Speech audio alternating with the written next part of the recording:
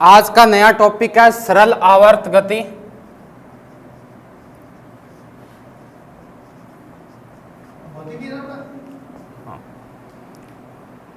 सरल आवर्त गति यानी सिंपल हार्मोनिक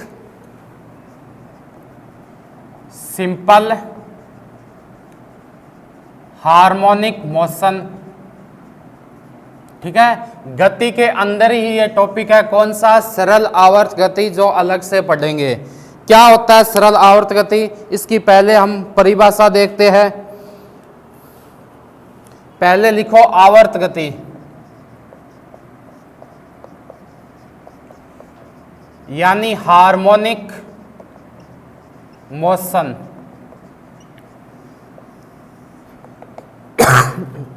क्या होता है देखते हैं। एक निश्चित पथ पर कोई वस्तु गति कर रही है, यानी एक कोई भी निश्चित पथ है, ठीक है, उस पर कौन गति कर रहा है? कोई वस्तु गति कर रहा है। तो वो वस्तु जो वो गति करेगी वो क्या होगी? एक निश्चित समय पश्चात, या बोल सकते हैं निश्चित समय अंतराल के पश्चात बार बार अपनी जो पूर्व गति थी उसको क्या करेगी? दोहराएगी। यानी एक ऐसा टाइम आएगा, जैसे मैं ये मान लूं, तो ये क्या है? वापस से दोहराती जाएगी एक निश्चित पथ के बाद। इसको हम क्या बोलते हैं? सरल आवर्त गति बोलते हैं। ठीक है, इसको लैंग्वेज में लिखना चाहो लैंग्वेज में लिख लो।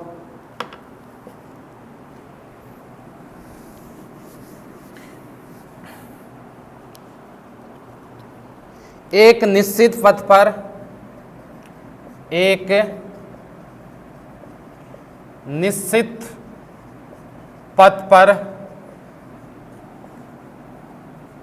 गति करती वस्तु एक निश्चित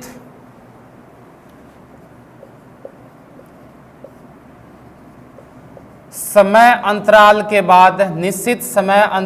बाद अपनी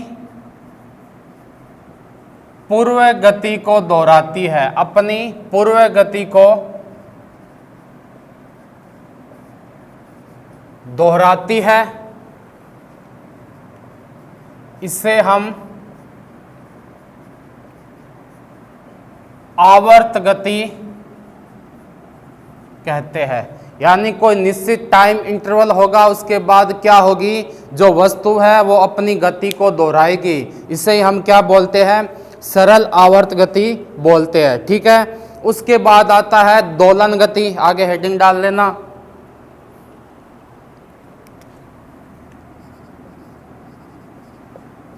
दोलन गति क्या होता है?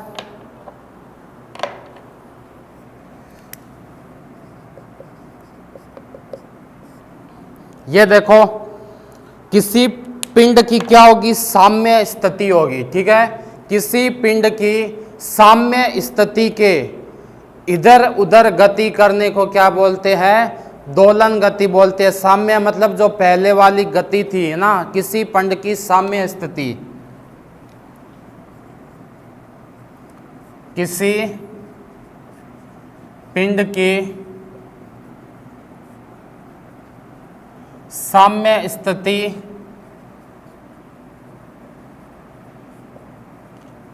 के इधर उधर गति करने को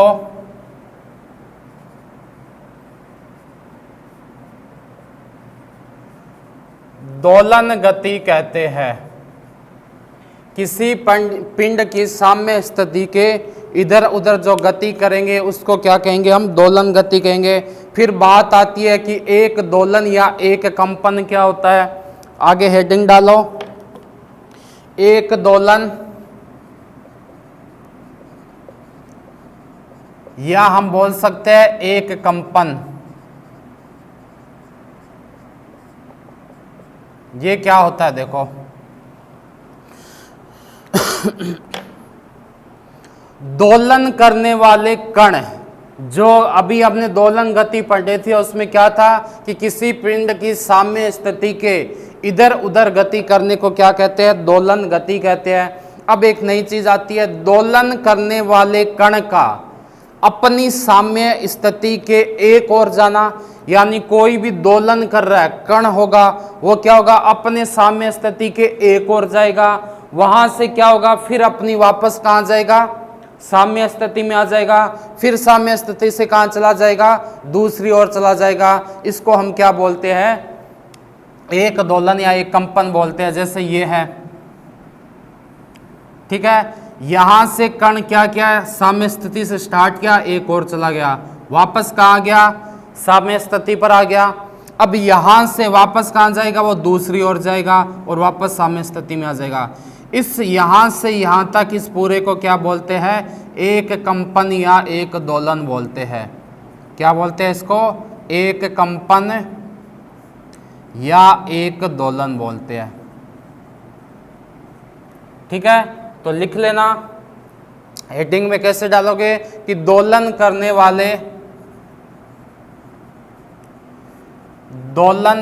वाले कण का अपनी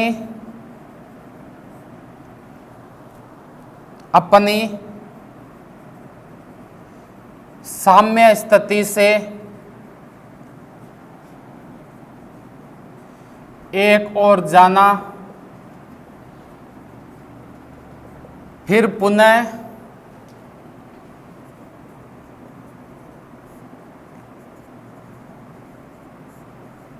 साम्य स्थिति में आना, पुनः साम्य स्थिति में आना और दूसरी तरफ जाना, साम्य स्थिति से दूसरी तरफ जाना। एक कंपन या एक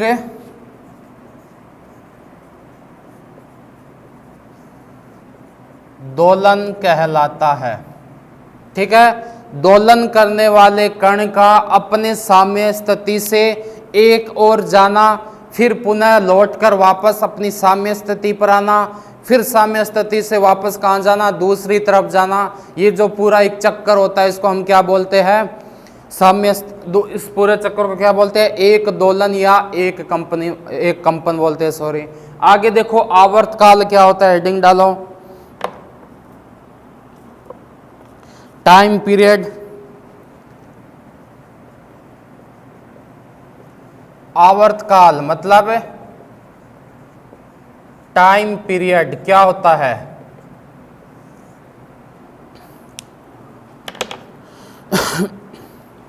जो एक दोलन था ना, यहां से यहां तक, इस पूरे एक दोलन को पूरा करना ही क्या कहलाता है? आवर्तकाल कहलाता है। यानी इसको हम क्या बोलते हैं? आवर्तकाल। ठीक है, तो आप क्या लिखोगे हेडिंग में कि एक दोलन पूरा करने में लगा समय, इसमें जो टाइम लगता है ना उसको आवर्तकाल बोलेंगे। इसका जो टाइम होगा वो एक दोलन पूरा करने में, एक दोलन पूरा करने में लगा समय क्या कहलाता है?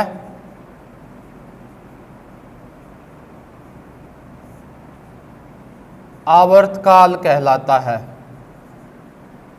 ठीक है, एक दोलन पूरा करने में लगा समय क्या कहलाएगा? आपका आवर्तकाल कहलाएगा। उसके बाद आती है आवर्ती यानी फ्रीक्वेंसी। हेडिंग डाल देना आवर्ती या फ्रीक्वेंसी।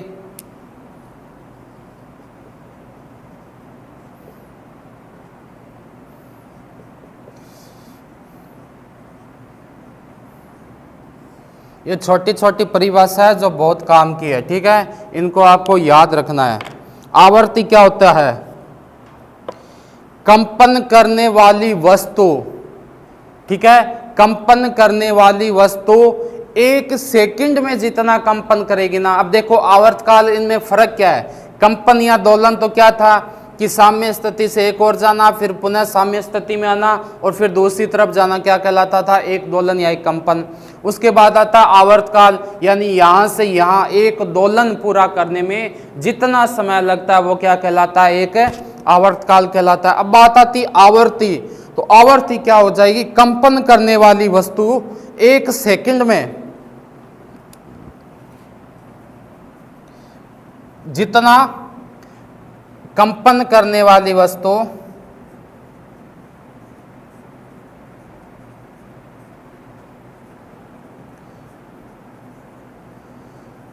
एक सेकंड में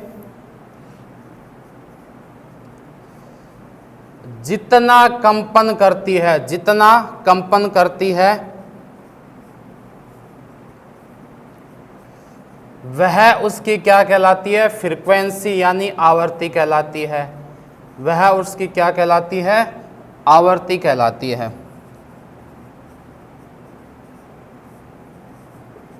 ठीक है, तो आवर्त गति क्या हो गया?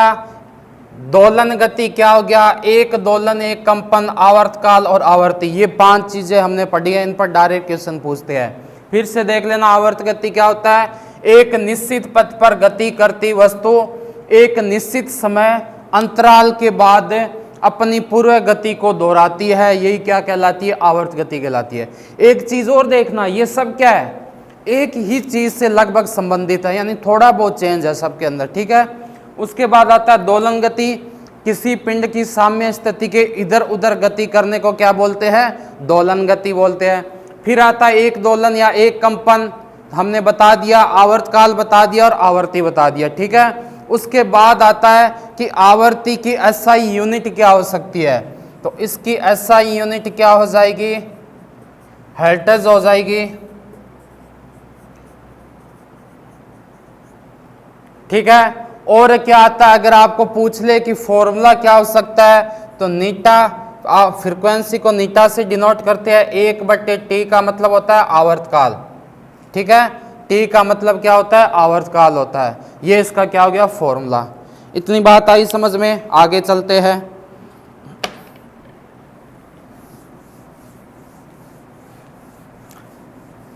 ये सरल आवर्त गति ज्यादा क्या है? थ्योरी बेस पर ही है।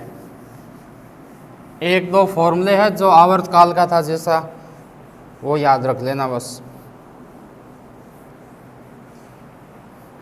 अब बात आती है मेन चीज, यानी सरल आवर्त गति क्या होती है। अब तक तो क्या पढ़ रहे थे? इसके बेसिक चीजें पढ़ रहे थे। अब आती है सरल आवर्त गति। सरल आवर्त गति क्या होता है? Simple harmonic motion.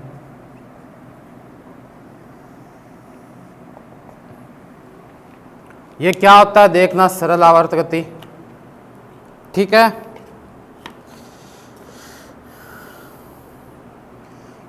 यदि कोई वस्तु एक मध्यमान स्थिति यानी मीन पोजीशन आएगा, ठीक है, उसके इधर उधर इस प्रकार गति करे कि वस्तु का जो त्वरण रहेगा यानी जो ए रहेगा वो क्या हो? वस्तु के विस्थापन के क्या होता है? अनुक्रमानुपाती होता है। और जो त्वरण की दिशा होगी वो कहां पर होगी? मध्यमान स्थिति की ओर होगी। तो उसकी गति क्या कहलाएगी? आपको सरल आवर्त गति कहलाएगी। लिख लो कैसे? यदि कोई वस्तु एक सरल रेखा पर, यदि कोई वस्तु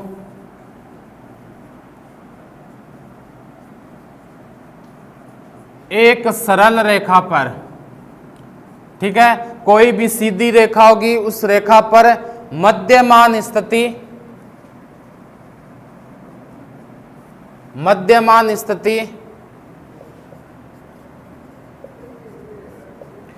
यानी मीन पोजीशन, ठीक है, मध्यमान स्थिति क्या होती है ये भी अपने पढ़ेंगे कि इधर उधर इस प्रकार गति करे कि इधर उधर इस प्रकार गति करे कि वस्तु का त्वरण, एक क्या होता है वेग में परिवर्तन, किधर आपको पढ़ाया था, तो वस्तु का त्वरण मध्यमान स्थिति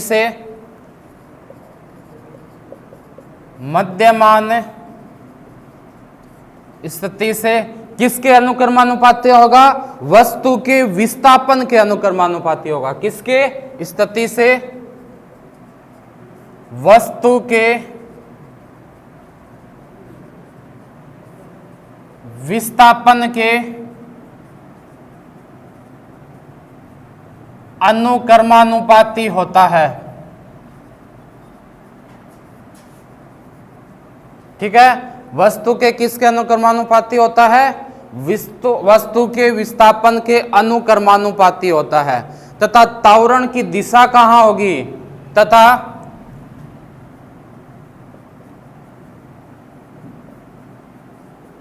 त्वरण की दिशा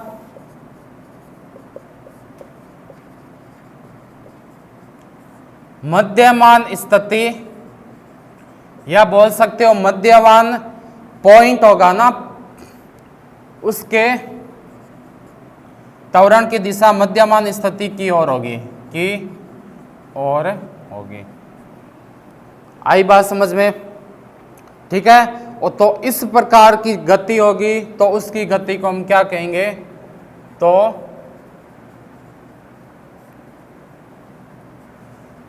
उसकी गति को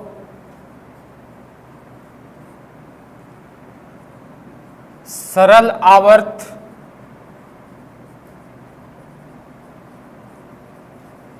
गति कहते हैं।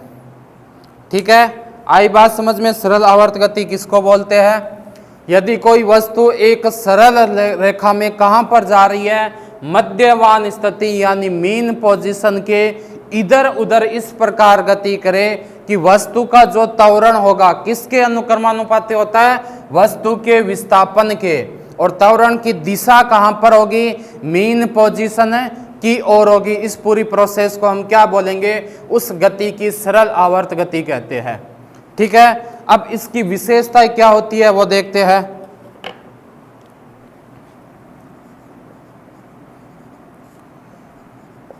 सरल आवर्त गति की विशेषताएं। ठीक है, सरल आवर्त गति की विशेषताएं देखते हैं। इसमें दो पॉइंट होंगे, दोनों में अलग अलग देखेंगे। पहला पॉइंट तो क्या होगा कि जब सरल आवर्त गति अपनी मध्यमान स्थिति से गुजरता है तो उसके लिए क्या प्रोसेस है। दूसरा है जब गति के अंत बिंदुओं से गुजरेगा। कौन? सरल आवर्त गति करने वाला कण जब गति के अंत बिंदुओं से गुजरता है तब उसकी पोजीशन क्या होगी। इन दोनों की विशेषताएं हम देखते हैं। ठीक है, तो पहले हेडिंग क्या डालोगे आप, सरल आवर्त गति करने वाला कण सरल आवर्त गति करने वाला कण कहां पर होना चाहिए, जब अपनी मध्यमान स्थिति से गुजरता है वाला कण जब अपनी मध्यमान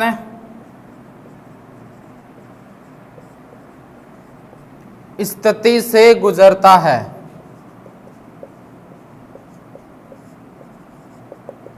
ठीक है, तो इसके लिए देखेंगे क्या क्या पॉइंट होता है। तो पहला पॉइंट क्या है, सरल आवर्त गति करने वाला कण जब अपनी मध्यमान स्थिति से कहां हो, गुजरता हो, तो क्या क्या चीज फर्क पड़ता है वो देखते हैं। तो पहली चीज तो क्या हो जाएगी इसमें, उस पर क्या कोई बल काम करेगा का, जब मध्यमान स्थिति पर होगा तो उस पर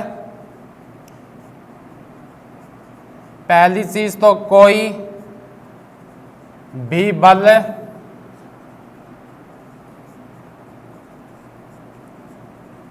काम नहीं करता है। ठीक है, इसका दूसरा पॉइंट देखो क्या हो जाएगी। अब ऊर्जा होती है, वेलोसिटी होती है, काइनेटिक एनर्जी होती है, पोटेंशियल एनर्जी होती है, वो सब चीज पढ़ेंगे। दूसरा इसका अगर मैं बोलूं कि त्वरण क्या हो जाएगा, यानी ए का मान कितना होता है, 0 होता है। ठीक है। तीसरी चीज बोलूं कि वेग क्या हो जाएगा, तो वेग इसमें क्या हो जाएगा, मैक्सिमम हो जाएगा। वेग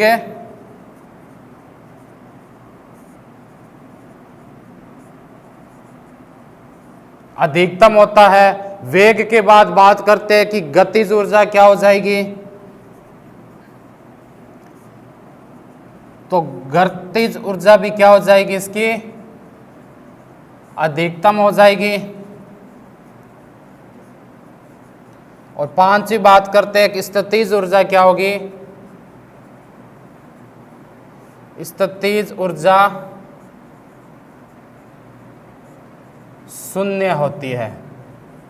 ठीक है। किस कंडीशन में, सरल आवर्त गति करने वाला कण जब अपनी मध्यमान स्थिति से गुजरता है तो क्या क्या होगा, पहली चीज तो उस पर कोई बल काम नहीं करेगा।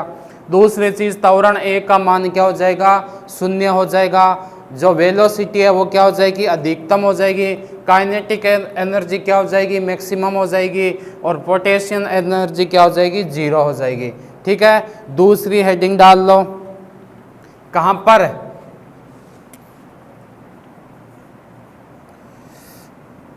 सरल आवर्त गति करने वाला कण इस बार कहां गुजर रहा है, वो जब वो वस्तु के कहां हो, अंतिम पॉइंट पर हो, गति के अंत के बिंदु में करने वाला कण जब गति के अंत के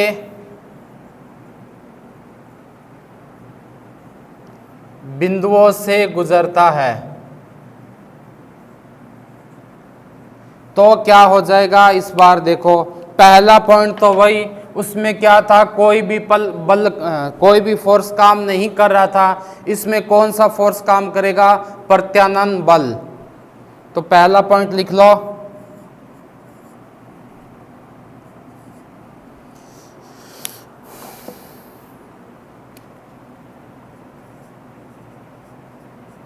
इस पर प्रत्यानयन फोर्स बल काम करता है। उसमें ए का मान क्या था, 0 था। इसमें ए क्या हो जाएगा, मैक्सिमम हो जाएगा, लगभग उसका उल्टा ही हो जाएगा। ठीक है। त्वरण का मान अधिकतम होता है।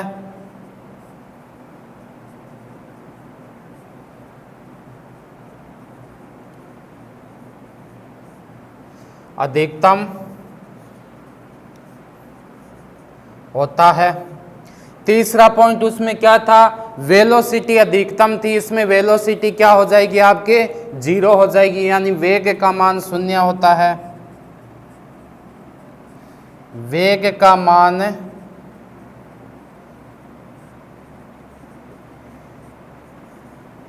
शून्य होता है।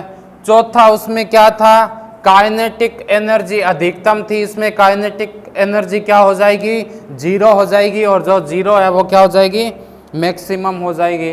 तो क्या लिखेंगे, गतिज ऊर्जा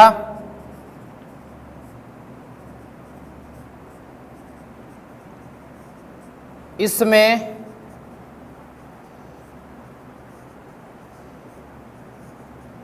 शून्य होती है और स्थितिज ऊर्जा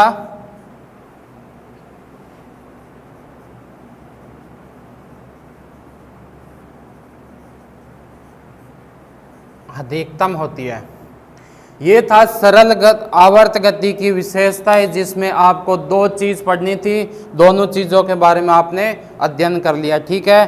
अब आगे चलो, सरल लोलक क्या होता है, सिंपल पेंडुलम।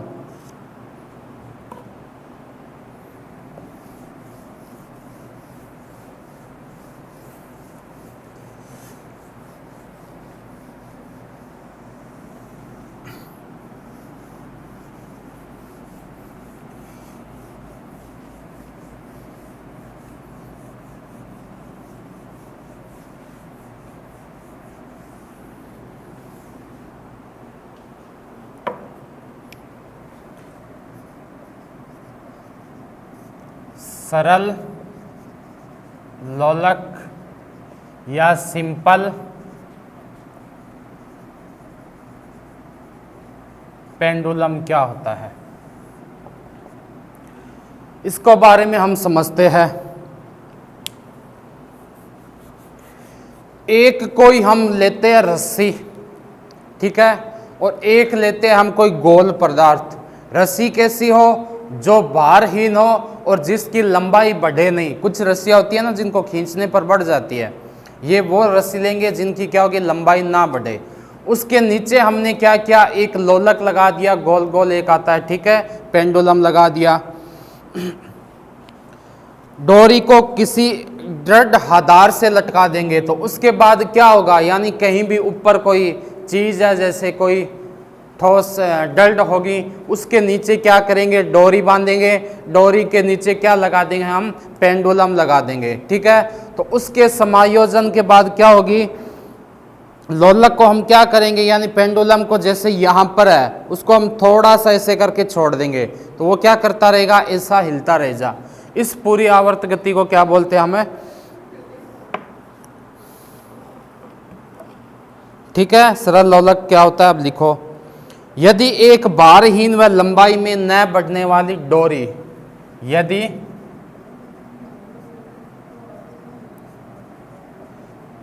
एक भारहीन व लंबाई में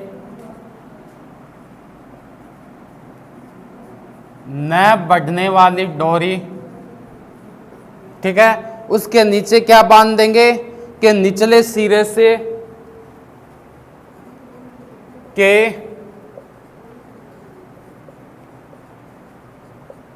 निचले सिरे से एक गोल यानी पेंडुलम बांधना है अपने को, ठीक है। पदार्थ के किसी गोल, पदार्थ के किसी गोल, परंतु क्या होना चाहिए, होना तो वो गोल चाहिए लेकिन उसमें कुछ न कुछ क्या आना चाहिए, बारीक कण होना चाहिए वो, ठीक है। बारीक कण को लटकाकर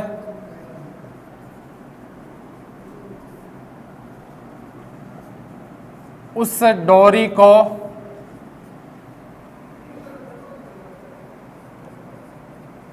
किसी दृढ़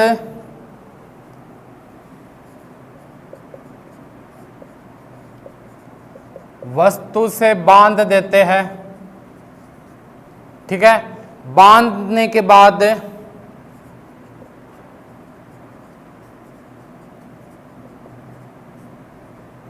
उस कण को अपनी साम्य स्थिति से विस्थापित कर देंगे, अपनी साम्य स्थिति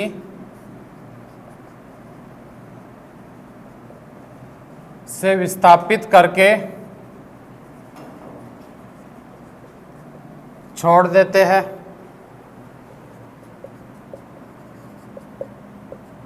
तो इस प्रकार की गति को हम क्या बोलेंगे, इस प्रकार की गति को सरल आवर्त गति कहते हैं, सरल आवर्त गति कहते हैं, ठीक है ना।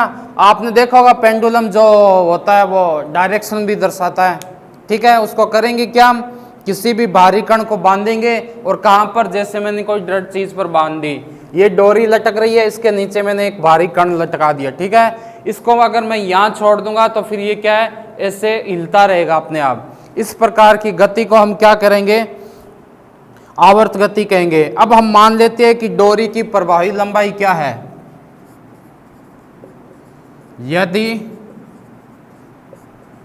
डोरी की प्रभावी लंबाई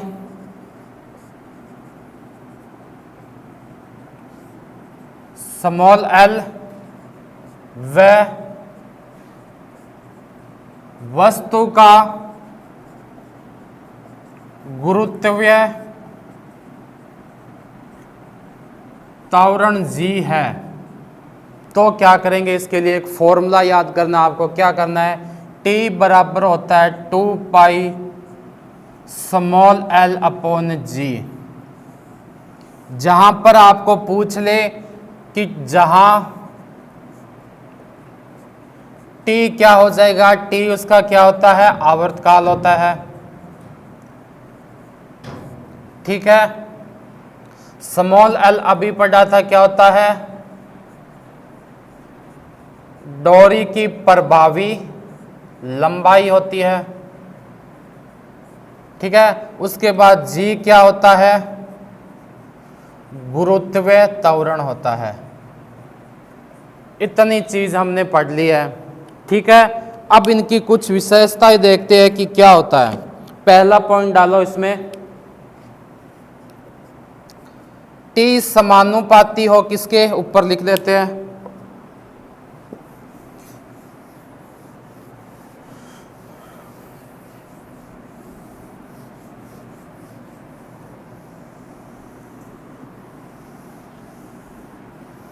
तीन अलग अलग कंडीशन बनेगी। क्या क्या बनेगी, पहले देखो, पहला मैंने लगा दिया टी समानुपाती रूट एल। इससे क्या पता चल रहा है आपको कि अगर मैं लंबाई बढ़ाऊं, डोरी की एल क्या होती है, डोरी की लंबाई होती है, अगर मैंने एल को बढ़ा दिया तो टी अपने आप बढ़ेगा कि नहीं बढ़ेगा, तो लिख दो लंबाई बढ़ने पर टी बढ़ जाएगा, अर्थात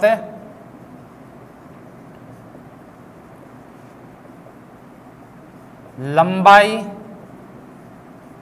बढ़ाने पर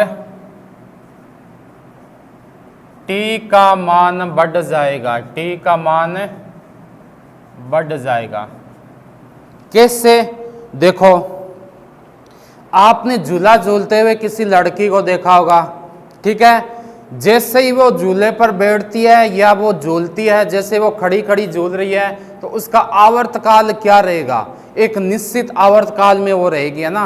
लेकिन अगर वो लड़की बैठ जाती है तो भी उसके जो आवर्तकाल है ना, उसके जो झूलने की जो बोल सकते हैं स्पीड है या गति है, उसमें कोई फर्क नहीं होता। क्यों नहीं होता, कि डोरी की लंबाई चाहिए बढ़ा दो, उसका टी का मान क्या होगा, डोरी अगर लंबी होगी ना तो उसका आवर्तकाल बढ़ जाएगा। एक ऐसे सोच के देखो, एक होता है आपकी छोटी डोरी का वो झूला बना हुआ है, ठीक है, यहां पर, यहां से एक झूला बांधा हुआ है ये, ठीक है, इस पर क्या एक लड़की बैठी है,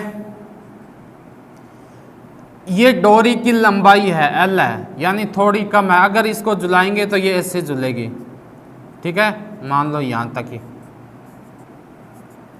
ठीक है, इस बार मैंने क्या किया, डोरी की लंबाई को बढ़ा दिया इतना। ठीक है, ये वही लड़की बैठी है, इस बार इसका क्या हो जाएगा, आवर्तकाल बढ़ जाएगा। यानी डोरी की लंबाई बढ़ाने पर आवर्तकाल में फर्क पड़ा कि नहीं पड़ा, बिल्कुल पड़ा। ठीक है, अब होता क्या है, देखो, यदि कोई लड़की झूला झूल रही है, यदि कोई लड़की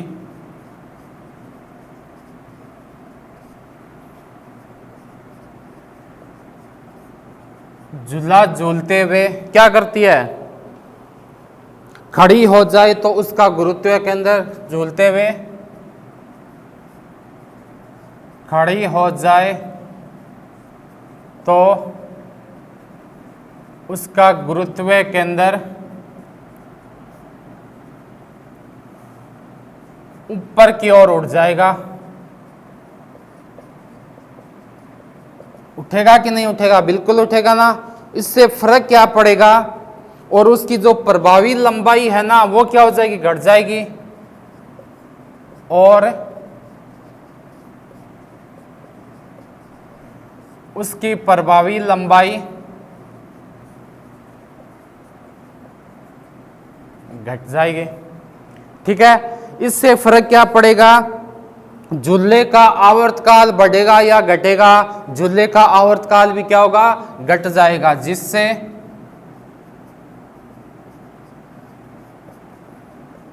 झूले का आवर्तकाल भी क्या हो जाएगा, घट जाएगा। ठीक है, ये पूरी प्रोसेस आपकी क्या कहलाती है, सरल आवर्त गति का पहला पॉइंट है कि टी और एल में संबंध क्या होता है। दूसरा देखो, आवर्तकाल क्या लोलक के द्रव्यमान पर कोई प्रभाव पड़ता है क्या? अगर लड़की खड़ी है और दूसरी लड़की आके बैठ जाए तो उसके आवर्तकाल में कोई फर्क नहीं पड़ेगा, जितना वो पहला जा रही है उतना ही अब जाएगी। ठीक है, तो दूसरा लिख लो, क्या पॉइंट लिखोगे? आवर्तकाल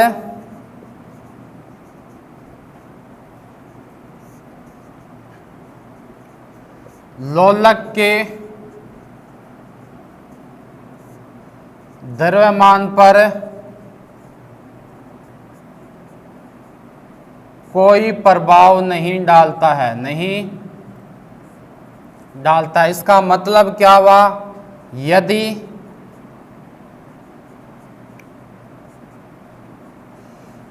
झूला झूलते हुए लड़की की बगल में आकर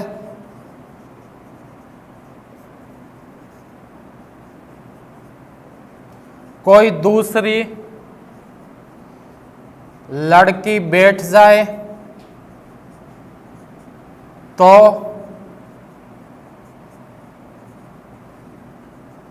उसके आवर्तकाल पर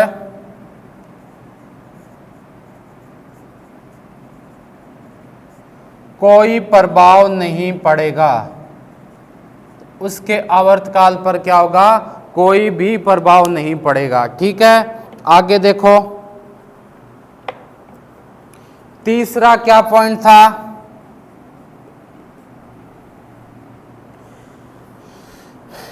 टी समानुपाती किसके होता है? टी समानुपाती होता है L/G के। ये था अपना तीसरा पॉइंट। ठीक है, ये था अपना पहला। इसका क्या फर्क पड़ेगा? देखो, तीसरे पॉइंट से कोई लोलक घड़ी देखी है आपने, पेंडुलम घड़ी, उसको हम क्या करेंगे? चाहे थोड़ा सा ऊपर ले जाओ या नीचे ले जाओ, उसके आवर्तकाल में क्या होगा? मान बढ़ जाएगा। ठीक है, पृथ्वी तल से। यानी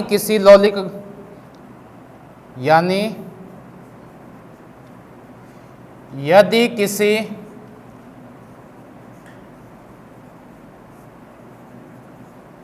लोलक घड़ी को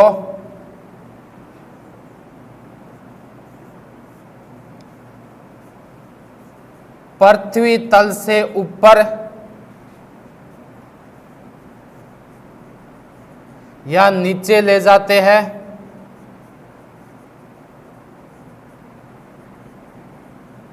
तो उसका आवर्तकाल क्या होगा? बढ़ जाएगा उसका आवर्तकाल। ठीक है, उसका आवर्तकाल क्या होगा? बढ़ जाएगा। ठीक है, यानी उसका आवर्तकाल बढ़ जाएगा, अर्थात क्या होगा?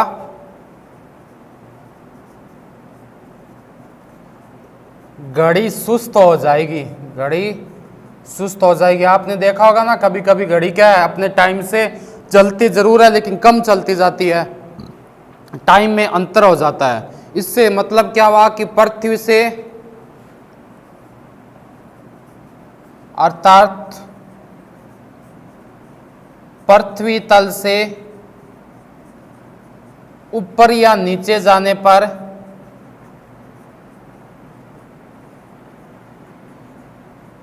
जी का मान क्या करता है? बढ़ता है या ज्यादा होता है? अर्थात जी का मान कम होता जाता है, कम होता है। ठीक है, ये था पॉइंट नंबर 3 आपका। पॉइंट नंबर 4 देखो,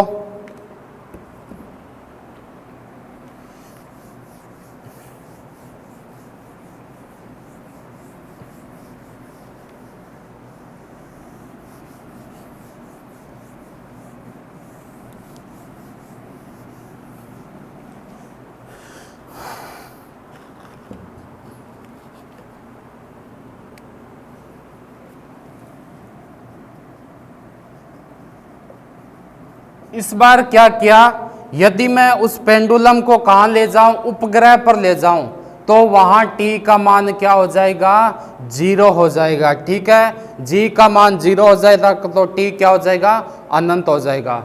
यदि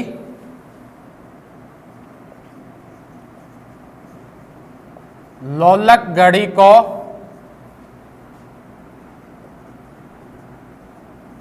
उपग्रह पर ले जाऊं या ले जाए,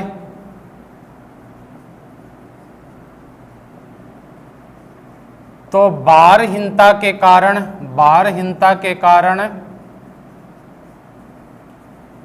जी का मान 0 हो जाता है, 0 हो जाता है, जिससे टी का मान अनंत हो जाएगा। टी का मान क्या हो जाएगा आपका, अनंत हो जाएगा।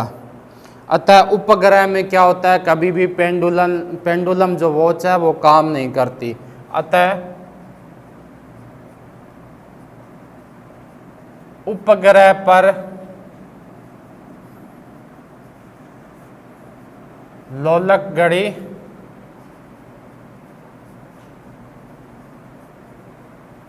काम नहीं करती है।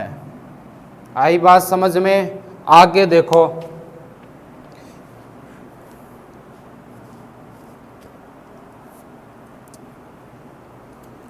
गर्मियों में क्या होता है, पेंडुलम वॉच की लंबाई बढ़ जाती है। पॉइंट डाल देना।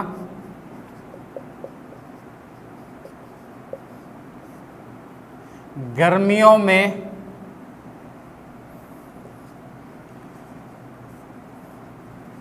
लोलक घड़ी की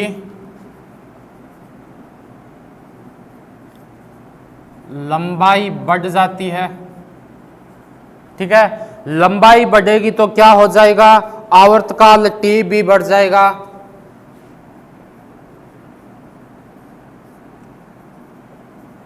जिससे आवर्तकाल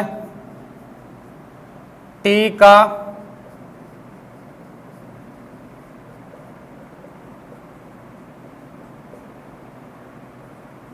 बढ़ जाता है, टी का मान भी बढ़ जाता है।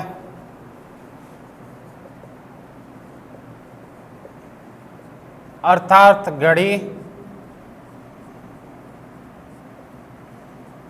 सुस्त हो जाती है। ठीक है, इसीलिए गर्मियों में क्या होते हैं, दिन बड़े होते हैं। लेकिन सर्दियों में क्या हो जाएगा, एल का मान कम होगा या बढ़ेगा,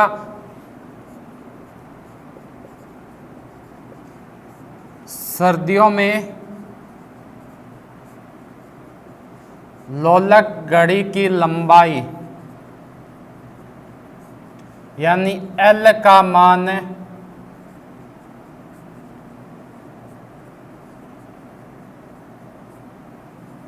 कम हो जाता है, जिससे आवर्तकाल यानी टी का मान भी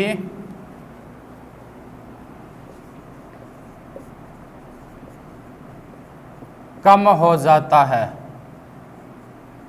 इसलिए सर्दियों में क्या होता है, घड़ी तेज चलती रहती है, इसलिए दिन छोटे होते हैं। इसलिए सर्दियों में घड़ी तेज चलती है। ठीक है, अब बात आती है कि चंद्रमा पर लोलक घड़ी का क्या प्रभाव पड़ता है। तो चंद्रमा पर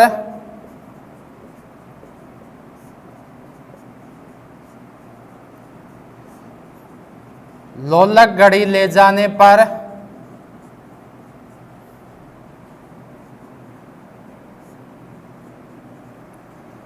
उसका आवर्तकाल यानी टी बढ़ जाता है, टी बढ़ जाता है। और ये टी किसके कारण बढ़ता है, क्योंकि चंद्रमा पर जी का मान, क्योंकि चंद्रमा पर जी का मान पृथ्वी के जी के मान से 1/6 गुणा होता है। ठीक है, तो सर्दी गर्मी चंद्रमा या फिर आप बोल सकते हो कहां पर, इन सभी के लिए हमने अलग अलग मान पढ़ लिया है। ठीक है।